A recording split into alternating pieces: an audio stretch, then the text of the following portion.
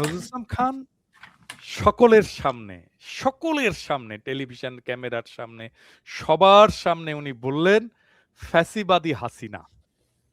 প্রথম আলো সেইটা নিয়ে নিউজ করলো, ফ্যাসিবাদী শব্দটা কেটে দিল। মানে দেখেন পরবর্তীতে নজরুল ইসলাম সেটি খান সংশোধন অন করেছেন। রেকর্ড পরবর্তীতে তো ঠাপ খেয়ে সংশোধন করছে। এটা তো ঠাপ প্রত্যেক দিনই খায়। হ্যাঁ, ঠাপ না খেলে সংশোধন করতো না। মানে ওকে তো বলতে হবে যে পৃথিবীতে কোন গণমাধ্যম আছে মুখের কথা নাই করে দেয়। ওইখানে একটা গুরুত্বপূর্ণ একটা সমাবেশে, বাংলাদেশের ইতিহাসের সবচেয়ে গুরুত্বপূর্ণ একটা সমাবেশে ওইখানে অফিসিয়ালি যেই কথাটা বলা হয় সেটাও নাই করে দেয় এরকম গুরুত্বপূর্ণ মানুষের মুখ থেকে। ফ্যাসিবাদ বলা যাবে না হাসিনাকে। দেখেন, তাহলে এটাই হচ্ছে তাদের সম্পাদকীয় নীতি, কেটে দিচ্ছে ওই কথাটা। এবং এভাবেই তারা সত্য উৎপাদন করে। মানে আমি তো বলি এটা তো মিডিয়া না, এটা হচ্ছে সত্য উৎপাদনের কারখানা। তারা যেটাকে সত্য বলে প্রচার করে সেটাই সত্য হিসাবে বিরাজ করবে সমাজে। এটাই তারা চায়, তাদের এই মাতব্বরিতা চায়। আমরা এই মাতব্বরিতাকে চ্যালেঞ্জ করি জন্য আমরা খারাপ। মানে প্রথম আলো ডেইলি স্টারের ইয়ে করবে কিভাবে, মানে প্রফেসর ইউনূসের সরকার মানে তাদের বিচার করবে কি? মানে সংবিধান সংস্কার কমিটিতে ডাকা হয় মতিউর রহমানকে মতামত নেওয়ার জন্য, মাহফুজ আনামকে ডাকা হয় মতামত নেওয়ার জন্য। মাহফুজ আনামকে ডাকলেই শুধু হবে না, তার বউকেও ডাকতে হবে, মাহফুজ আনামকে বউকেও ডাকতে হয় মতামত নেওয়ার জন্য। আচ্ছা বলেন তো, মানে মাঝে মাঝে মনে হয় যে সমস্ত বলি যে ওই মতিউর রহমান, মাহফুজ আনামের বউ ও সংবিধান বুঝে, মানে ভাব দেখায় বুঝে, কিন্তু এরা তো আসলে কিচ্ছু বোঝে না, রাষ্ট্র বোঝে না, সংবিধান বুঝে না। আচ্ছা বলেন, আমাদেরকে ডাকছে একবার হাফ অ্যান আওয়ারের জন্য কথা বলার জন্য, ডাকেনি তো। এটাই তো সেই এলিট স্ট্যাবলিশমেন্ট, এটাই এলিট স্ট্যাবলিশমেন্ট, বেকুব, অপদার্থ, মূর্খ। এরা বাংলাদেশ রাষ্ট্রটাকে ধরে আছে, এটা ধরে আছে। এবং এই বাংলাদেশ রাষ্ট্রটাকে যখন আমরা দখল নিতে যাচ্ছি তখন আমাদেরকে মব বলতেছে, যখনই আমরা দখলটা নিতে যাচ্ছি তখনই আমাদেরকে মব বলতেছে। মানে জনতা মব। মানে মাহফুজ আনাম, মতিউর রহমান কখনো মব না, যদিও তারা 111 ঘটাইছে। মানে রাষ্ট্র ক্ষমতাকে থেকে কেড়ে নিছে তারা, বাংলাদেশের রাষ্ট্র ক্ষমতাটাকে কেড়ে নিছে 111 ঘটায়, কিন্তু তারা মব না। আর্মিকে দিয়ে, মানে বাংলাদেশের দুইটা পত্রিকা ইন্ডিয়া এবং আমেরিকার সাথে মিলে 111 ঘটাইছে, এটা প্রতিষ্ঠিত প্রমাণিত সত্য। এইরকম একটা রাষ্ট্রদ্রোহ করছে, তারপর মইনিউকে দিয়ে আর্মিকে ব্যবহার করে রাষ্ট্র ক্ষমতা দখল করছে। রাষ্ট্র ক্ষমতায় দখল করে রাষ্ট্র ক্ষমতায় ছিল 2 বছরের বেশি সময়, তারাই সরকার গঠন করেছিল, তারাই এই যে সুশীল সমাজ, এরাই সরকার গঠন করেছিল। এবং প্রেস সচিব তখন তো হয়েছিল, ডেইলি স্টারের সহ সম্পাদক ছিল একজন, সে তো তখন ইয়ের প্রেস সচিব হইল, ফখরুদ্দিনের প্রেস সচিব হলো, তাই তো বোধহয় না ইলিয়াস?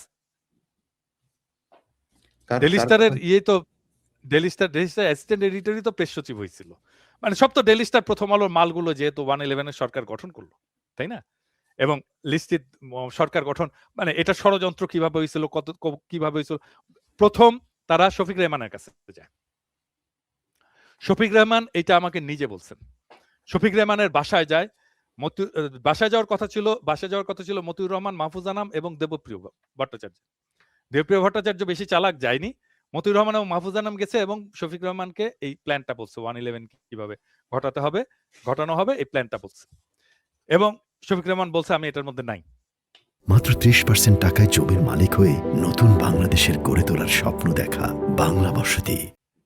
তারপরে তারা নিজেদের মতো করে এটা ঘটাইছে।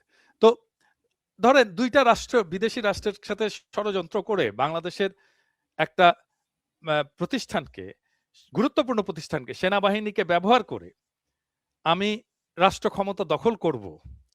হ্যাঁ, মইনিউ যেটা করছে ওই দিন বঙ্গভবনে, যে ওটা মব না? ওটা মব না, না? মানে 111 যে ঘটাইছে, ওই যে আর্মি যে ট্যাঙ্ক দিয়ে আর্মি সোলজার নিয়ে নিজেরা নিয়ে যে ইয়াজউদ্দিনকে অবরুদ্ধ করে তার কাছ থেকে ক্ষমতাটা নিয়ে নিল, এটা মব না? আমরা তো ক্ষমতা নেওয়ার কথা কিন্তু চিন্তাই কিন্তু করি না। আমরা তো কিন্তু প্রতিবাদ জানাই। কিন্তু পিনাকি ভট্টাচার্য মানে আপনি যদি ২০০৭ থেকে সেই 111 থেকে যদি এখনো পর্যন্ত যদি মানে আমরা ধারাবাহিকভাবে আসি, মানে 'প্রথম আলো ডেইলি স্টারের' যে ভূমিকার কথা আপনি বলছেন, তাহলে সবসময় তো তারা একটা উইন-উইন সিচুয়েশন এর মধ্যেই আছে। আ ইভেন আমরা বর্তমান সরকারের সময়েও দেখছি হ্যাঁ, যে আসলে কারণ কারণ কারণ কারণ কারণ রাষ্ট্রটা জনগণের না। রাষ্ট্রটা এখনো জনগণের না তো। এটা এলিটদের রাষ্ট্র। আমি তো সবসময় বলি। আমি হাসিনার আমল থেকে বলি আমি এটা এলিটদের রাষ্ট্র। হ্যাঁ? এই জনগণের রাষ্ট্র একসময় প্রতিষ্ঠিত হবেই। আজ না হোক কাল হবে। কাল না হোক পরশু হবে। না হোক একদিন না একদিন হবেই। জনগণ তার ক্ষমতা রিক্লেম করবেই। জনগণ তো কোনো মানে নিশ্চুপ, নির্বীর্য বিষয় না। জনগণ কি জিনিস এটা ২০২৪ এর জুলাই আগস্টে জনগণ দেখায় দিছে। এই জনগণ একদিন এই রাষ্ট্রের মালিকানা এটা দখল করবে। আমাদের লড়াই হচ্ছে আমার লড়াই যদি বলেন, আমার লড়াই হচ্ছে জনগণ কিভাবে রাষ্ট্রের মালিকানাটা ফিরে পাবে বা ক্লেম করতে পারবে। কিন্তু তো ৩৬ জুলাইয়ে এই তো এত ক্ষুদ্র ছাত্র গোষ্ঠী না। জনতার রক্তের মধ্য দিয়েও আসলে মানে জনতার রাষ্ট্র যদি না হয়, মানে সেক্ষেত্রে আসলে আর কত জীবন প্রয়োজন এই দেশকে জনতার রাষ্ট্রে পরিণত করতে হলে? মানে আপনি ইউরোপের ইতিহাস দেখেন না কেন? ইউরোপে কি গণতন্ত্র কি খুব সহজে প্রতিষ্ঠিত হইছে? অনেক রক্তপাত এড়িয়ে, অনেক রক্তাক্ত পথ এড়িয়ে এই ইউরোপে ডেমোক্রেসি প্রতিষ্ঠিত হইছে, গণতন্ত্র প্রতিষ্ঠিত হইছে। হ্যাঁ? এমনকি আমেরিকাতেও দেখেন। এই কি রাস্তাটা কি সহজ? মানে ডেমোক্রেসির রাস্তাটা কি সহজ বা খুব সংক্ষিপ্ত? বা একটা ঘটনা ঘটলেই আমি এখানে পৌঁছে যাব? না। এটা একটা সবসময় একটা রাস্তা। এটা আপনি আগাতে থাকবেন। জাতিকে নিয়ে আগাতে থাকবেন। তারপরে দেখবেন আপনি যেইখানে লক্ষ্য বলে মনে করছিলেন, তারপরে লক্ষ্য আরো অনেক দূরে সরে গেছে। আবার ওইখান থেকে আপনাকে যাত্রা শুরু করতে হবে। কিন্তু তারপরেও দেখেন, আমাদের কি প্রোগ্রেস নাই? প্রোগ্রেস আছে তো। অনেক প্রোগ্রেস আছে।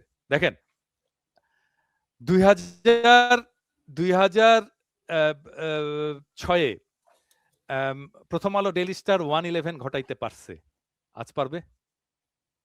111 ঘটাতে? পারবে? সবাই তো আছে। হ্যাঁ, তার প্রভুরা আছে, ইন্ডিয়া আছে, আমেরিকা আছে, আর্মিও আছে, ওয়াকার সাহেব আছে। মিলে যে করুক তো একটা 111 পারবে? পারবে না। হ্যাঁ, তো আসলে তো আমাদের জনগণের এজেন্সি আস্তে, আস্তে প্রতিষ্ঠিত হচ্ছে।